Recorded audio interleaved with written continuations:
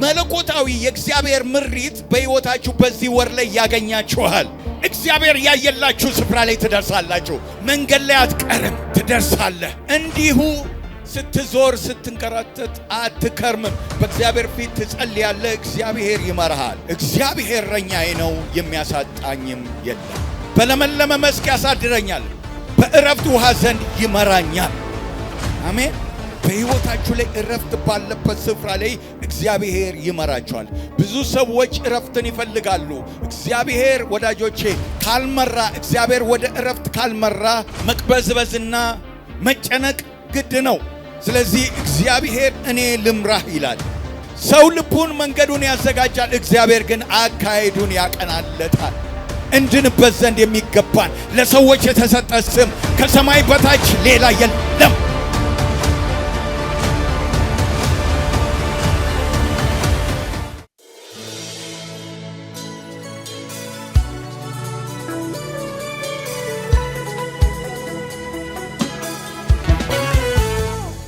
እስቲ ለዚህ ለከበረው ለመንፈስ ቅዱስ እልልታ ጭብጨባ።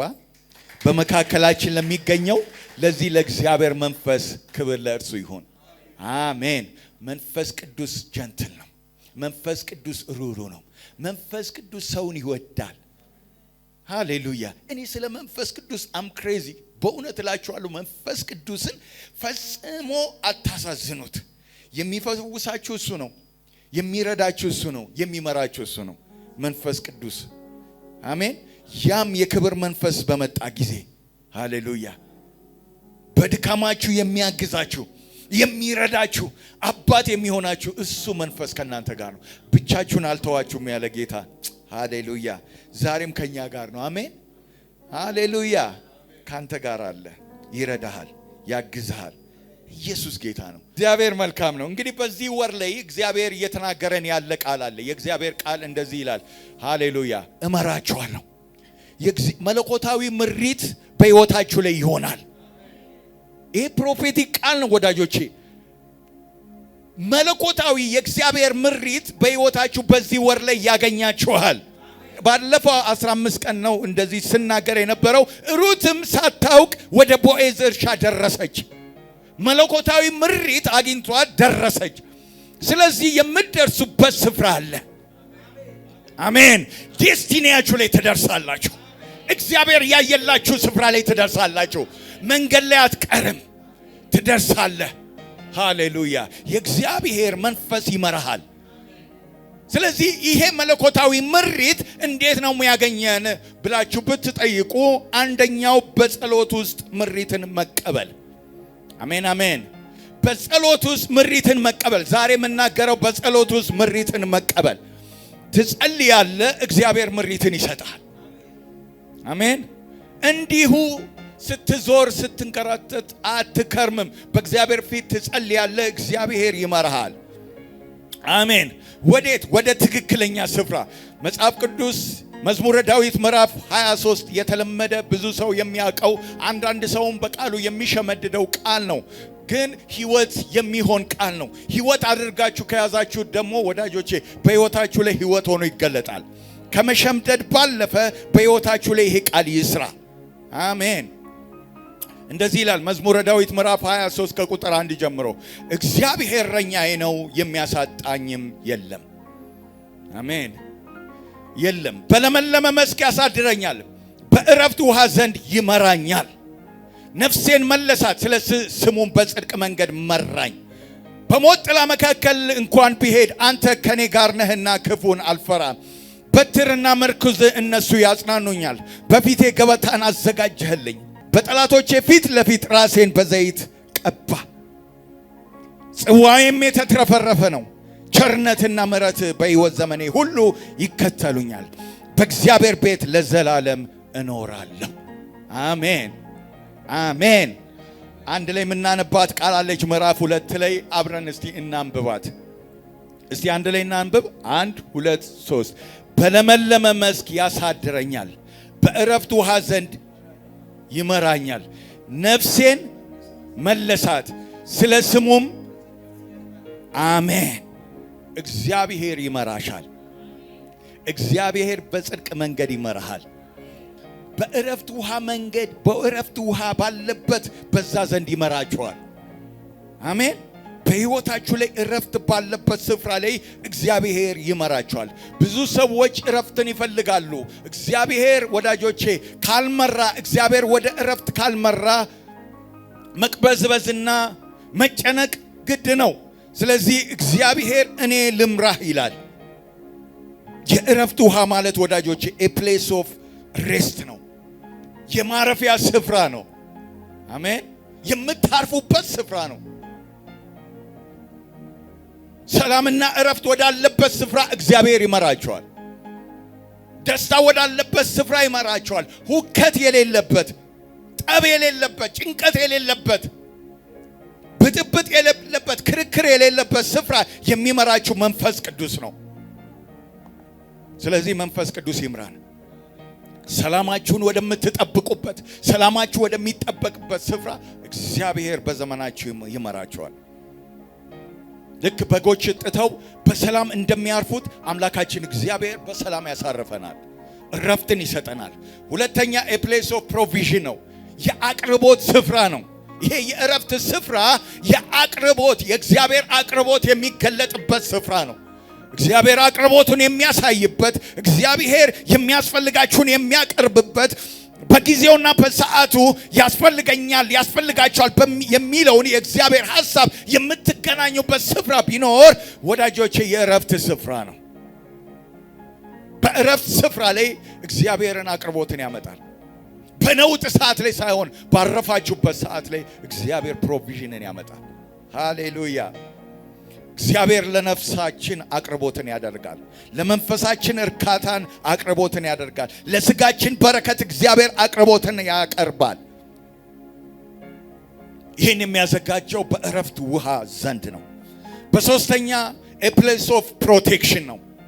ይሄ በእረፍት የሚለው ስፍራ ወዳጆቼ የፕሮቴክሽን ስፍራ ነው። እረኛ በጎችን ውሃ በሚጠጡበት ስፍራ ካስቀመጣቸው በኋላ ይጠብቃቸዋል። ምክንያቱም ፕሮቴክት ያደርጋቸዋል። የሚመጣ ጠላት እንዳያገኛቸው፣ እንዳያጠፋቸው ይጠብቃቸዋል። a place of protection። ስለዚህ አባታችን እረኛችን ነው፣ ይጠብቀናል። እኛን የሚጠብቀን አይተኛም፣ አያንቀላፋም።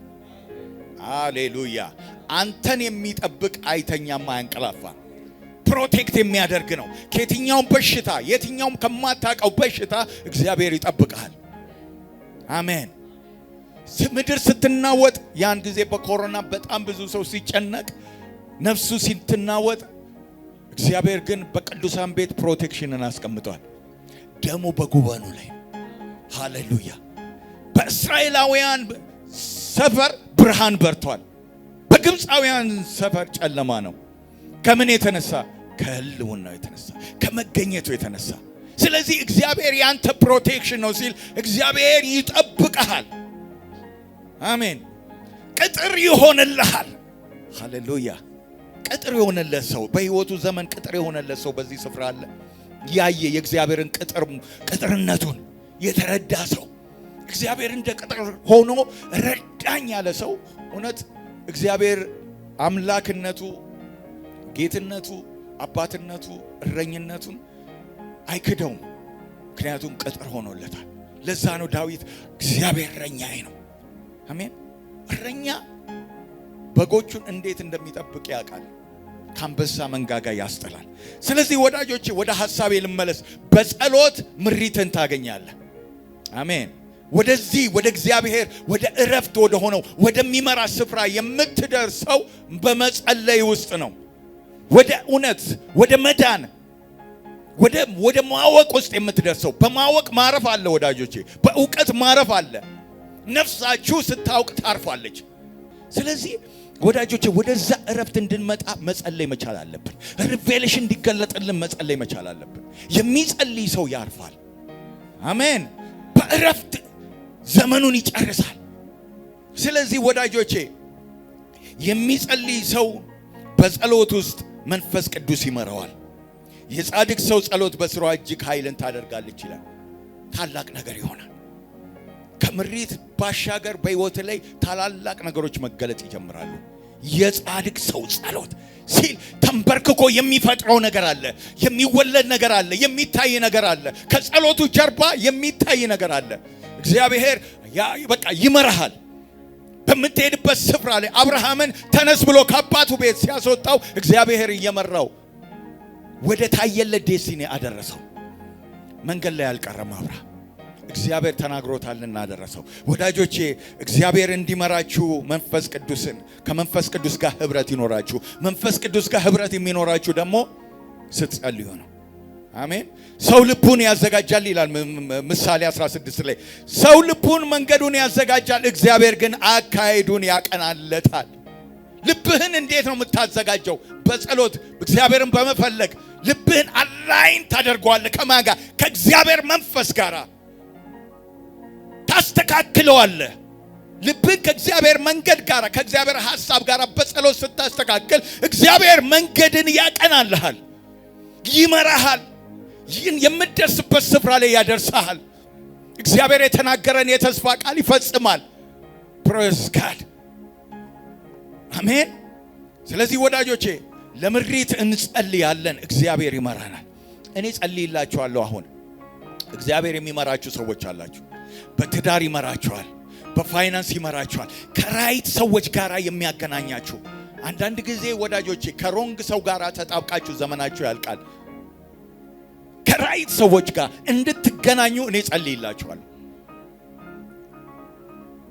ዘመናችሁ በኪሳራ አያልቅም። በራይት ምሪት ከወጣችሁ ዘመናችሁ በበረከት ያልቃል። ኤሌዘር ለዛ ነው በዛ በውሃ ዳር አጠገብ በደረሰ ጊዜ ጸለየ። እግዚአብሔር ሆይ ለባሪያዬ የተናገርከው ቃል አለ፣ ለሱ የምትሆነውን ሚስት ታዘጋጃለህ አውቃለሁ። ያቺ ሴት አሁን ትመጣ ዘንድ እፈልጋለሁ፣ ምልክትንም ይሄንን እጠይቃለሁ ብሎ ምልክትን አደረገ፣ ምልክትን ተናገረ፣ ጸለየ ወደ እግዚአብሔር። ወዳጆቼ ያላገባችሁ ሰዎች ካላችሁ ልምከራችሁ፣ በእውነት ምሪትን ከእግዚአብሔር ተቀበሉ። ወዳጆቼ ስሙኝ፣ ያላገባችሁ በእግዚአብሔር ምሪት ልትመሩ ይገባል። ያለበለዚያ ከቃዴስ ወደ ቃዴስ ይሆናል፣ መሽከርከር ይሆናል፣ መዞር ይሆናል። በእውነት እረፉ፣ በእግዚአብሔር እረፉ። ያም ያሳርፋችሁ በምሪት በእግዚአብሔር ምሪት ውስጥ ነው። ያለበለዚያ ይችናት ያችናት አይደለችም ይችናት ስትል ዘመን ያልቃል። ከዛ ይሰውረን። እኔ ኤሌዘርን የረዳ አምላክ ፕሬዝ ጋድ እግዚአብሔር የተባረከ ይሁን። እንዲህ ያው መከራውን እንዲህ ያልፈቀደለትም እግዚአብሔር። ስሙኝ፣ አንድ ጸሎት ጸለየ፣ ወዲያውም ርብቃ እየሮጠች መጣች ይላል። ሃሌሉያ! ለምን? የጸለየው ጸሎት ወደ ግራ ወደ ቀኝ የማያስብል ነው። አምጣት አለ ፕሬዝ ጋድ። ወደዚህ ውሃ ስፍራ ላይ አምጣት፣ ትምጣ፣ ትገለጥ፣ ለአምላኬ የተናገርከው ቃል ይፈጸም። አብርሃም አርጅቷል፣ ተባርኳል።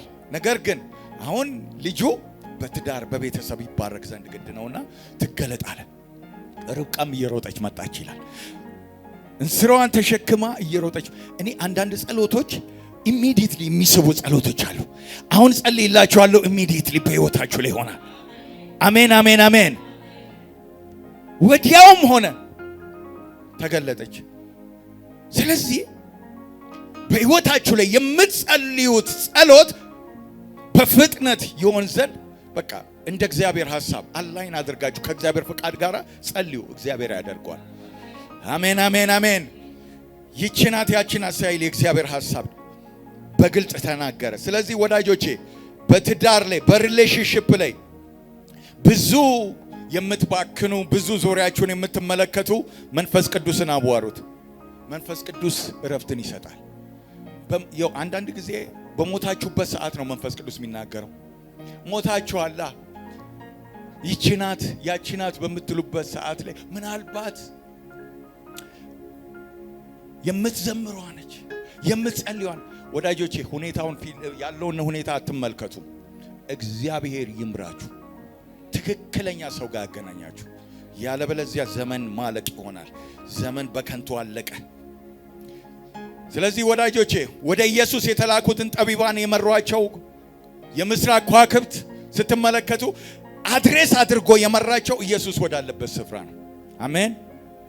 ኢየሱስ ወደ ተኛበት ኢየሱስ ክርስቶስ ተወልዶ ወደ ተኛበት ወደዛ ግርግም መራቸው ይላል። ይሄ ኮከብ ዛሬ በጌታ በኢየሱስም ልባርካችሁ። ይሄ ኮከብ ይገለጥላችሁ። ይሄ መልአክ ይገለጥላችሁ። አሜን። እነዚህ ጠቢባን በሕይወታቸው ዘመን ላይ በሕይወታቸው ላይ ይህንን ነገር እንዲያደርጉ ብቻ ሊሆን የተፈጠሩት ዕጣን፣ ከርቤ፣ ወርቅ ለኢየሱስ እንዲያቀርቡ ለዚህ ይሆናል የተፈጠሩት። ዓላማቸው በዚህ ምድር ላይ የመጡበት ዓላማ ለኢየሱስ ክርስቶስ ዕጣን፣ ከርቤ፣ ወርቅ ለማድረስ ብዙ ስራ ቢሰሩም ነገር ግን ትልቁ አጀንዳ እግዚአብሔር ወደዚህ ምድር ያመጣቸው በክርስቶስ ኢየሱስ ፊት ዕጣኑን፣ ከርቤውንና ወርቁን ሊያቀርቡ ሊሆን ይችላል። ነገር ግን እነዚህ ሰዎች ዕጣኑንም ከርቤውንም ወርቁንም ቢይዙ ስፍራው ላይ ራይት ፕሌስ ላይ ካልደረሱ የነሱ ዓላማ ባዶ ነው። ነገር ግን እግዚአብሔር ኮከብን ላከላቸው። አሜን። ያም ኮከብ በፊታቸው ይሄድ ነበረ። ኢየሱስ ክርስቶስ በተኛበት ስፍራም በዛ ስፍራ ላይ አበራላቸው ይላል። አበራላቸው በግርግሙ። እነሱም የሚገባቸውን የማድረስ የሚገባቸውን አደረሱ። ክብር ለኢየሱስ ይሁን። ስለዚህ ዴስቲኒያቸውን የመራቸው ያ ኮከብ ነው። እግዚአብሔር ይምራን። አንድ ስፍራ ነበርና ከዛ ጸልያለሁ። የሐዋርያት ሥራ ምዕራፍ 10 ከ1 ጀምሮ እንደዚህ ይላል። በቄሳርያም ኢጣሊቅ በሚባል ስፍራ የመቶ አለቃ የሆነ ቆርኔሌዎስ የሚሉት አንድ ሰው ነበረ። እርሱም ከቤተሰቦቹ ሁሉ ጋር እግዚአብሔርን የሚያመልክና የሚፈራ ለሕዝብም እጅግ ምጽዋትን የሚያደርግ ወደ እግዚአብሔርም ሁሉ ጊዜ የሚጸልይ ነበረ። ከቀኑም 9 ሰዓት ያህል ቆርኔሌዎስ ሆይ የሚለው የእግዚአብሔር መልአክ ወደ እርሱ ሲገባ በራእይ በግልጥ አየው። እርሱም ትኩር ብሎ ሲመለከት ደንግጦ ጌታ ሆይ ምንድነው አለ። መልአኩም አለው ጸሎትና ምጽዋት በእግዚአብሔር ፊት ለመታሰቢያ እንዲሆን አደረገ። ያ ማለት ጸሎትና ምጽዋት ለመጎብኘት ምክንያት ሆነ። አሁንም ወደ ኢዮጴ ሰዎችን ልከ ጴጥሮስ የሚባለውን ስምዖንን አስመጣ። እርሱ በቤቱ በባህር አጠገብ ባለው በቁርበት ፋቂው በስምዖን ዘንድ በእንግድነት ተቀምጧል። ልታደርገው የሚገባን እርሱ ይነግርሃል። የተናገረውን መልአክ በሄደ ጊዜ ከሎሌዎቹ ሁለቱን ከማይለዩትም ጭፍሮች እግዚአብሔርን የሚያመልክ አንዱን ወታደር ጠርቶ ነገሩን ሁሉ ተረከላቸው። ወደ ኢዮጴም ላካቸው ይላል። ጌታ ይባረክ። ስለ ኢየሱስ ክርስቶስ ወዳጆቼ መልአኩ አይደለም የሰበከው። መልአኩ ኢየሱስ ክርስቶስ የተባለ በዚህ ምድር ላይ የሰውን ኃጢአት ሊያድን በመስቀል ላይ የተሰቀለ የሞተ የተነሳ ብሎ አልሰበከው። ምክንያቱም በዛ ስፍራ ላይ በሕይወት ምስክር የሆነ ሰው ነበረ። ጴጥሮስ የሚባል ሰው ከነሱ በርቀት በተወሰነ ርቀት ማይልስ ላይ ነበረ። ነገር ግን ይሄንን ሰው እንዴት ያገኙት? የግድ መልአክ መገለጥ ነበረበት። ሃሌሉያ። ይሄ ሰው ይጸልይ ነበረ። የጸሎት ላይፍ ስታይል ነበረው። በጸሎቱ ይተጋ ነበረ። ኮንሲስታንት የሆነ የጸሎት ህይወት ነበረው ይላል። ስለዚህ ወዳጆቼ በሕይወታችሁ ላይ የጸሎትን መስዋዕት ስታደርጉ መሰዊያን ስታዘጋጁ እግዚአብሔር ይጎበኛቸዋል።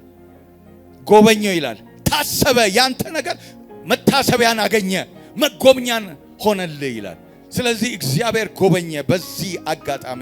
ስለዚህ ወዳጆቼ ቆርኔሌዎስን ይሄ መልአክ ሳይሆን ጴጥሮስ የሚባለው ሰው መስበክ ነበረበት።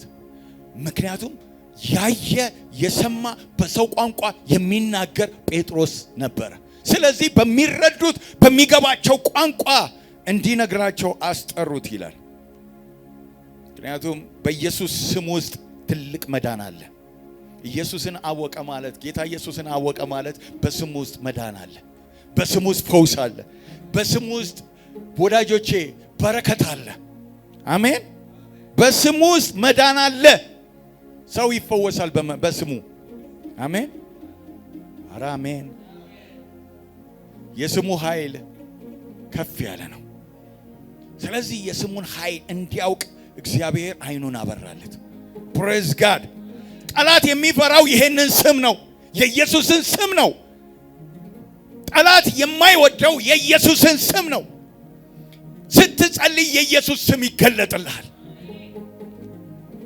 ፊቱን ስትፈልግ የኢየሱስን ስም ኃይል ትረዳዋለህ፣ ይገለጥልሃል። ወዳጄ ጠላት የሚፈራውን ስም አንሳ። አሜን። ጠላት የሚፈራውን ስም አንሳ። በስልጣን እንድትናገር በስልጣን እንድታወራ እግዚአብሔር ወዳጄ ይሄን ስም ሰጥቷል። አሜን። ለዛ እኮ ነው ካህናት ሐዋርያት ሥራ ምዕራፍ 4 ላይ ካህናት በዚህ ስም እንዳይናገሩ ምን አሏቸው ይላል? አስጠነቀቋቸው። ይሄን ስም ብትናገሩ በሕይወታችሁ ላይ ፈርዳችኋል አሏቸው።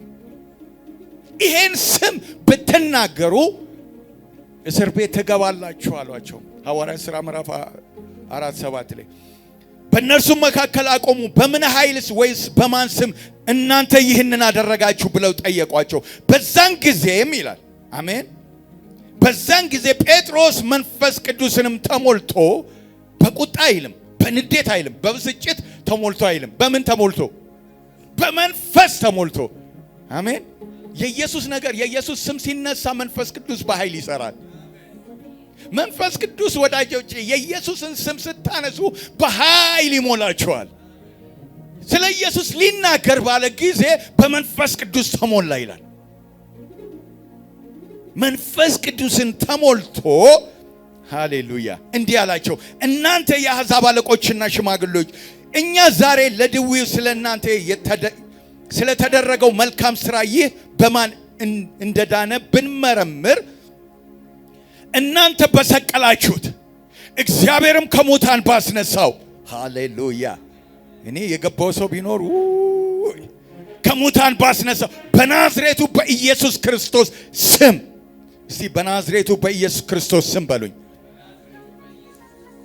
ይህ ደና ሆኖ በፊታችሁ እንደቆመ ለእናንተ ለሁላችሁ ለእስራኤል ሕዝብ ሁሉ የታወቀ ይሁን። አሜን። የኢየሱስ ስም ኃይል አለው። የኢየሱስ ስም የከበረ ነው። ስለዚህ የዚህ ስም ነው ይሄንን የፈወሰው።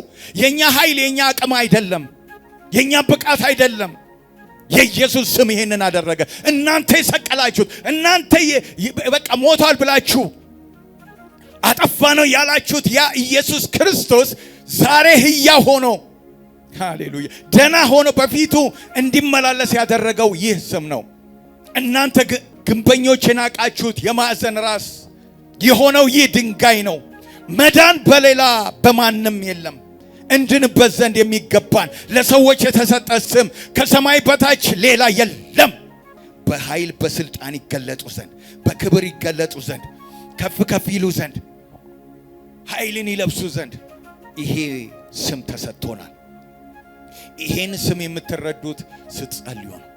የዚህ ስም ኃይል የሚገባችሁ ስትንበረከኩ ነው። ክብር ለኢየሱስ ይሁን።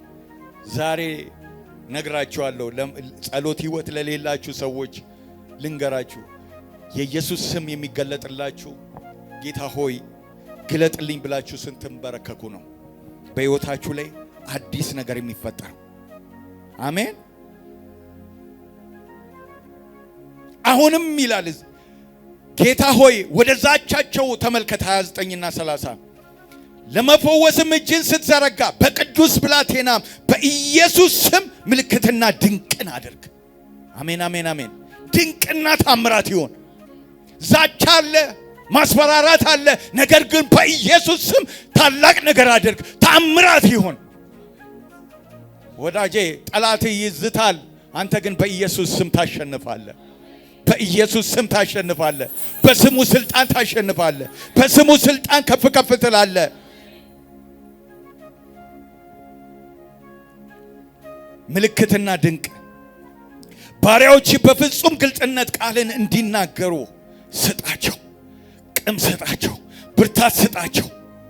ከጸለዩም በኋላ ተሰብስቦ የነበረ ስፍራ ተናወጠ፣ በሁሉም መንፈስ ቅዱስ ሞላባቸው። ወዳጄ መንፈስ ቅዱስ የሚሞላው የኢየሱስ ስም ሲጠራ ነው። እኔ ዛሬ ጸልይላችኋለሁ፣ የኢየሱስን ስም እጠራለሁ። በእናንተ ላይ የክብር ኃይል ይመጣል፣ የመንፈሱ ኃይል ይመጣል።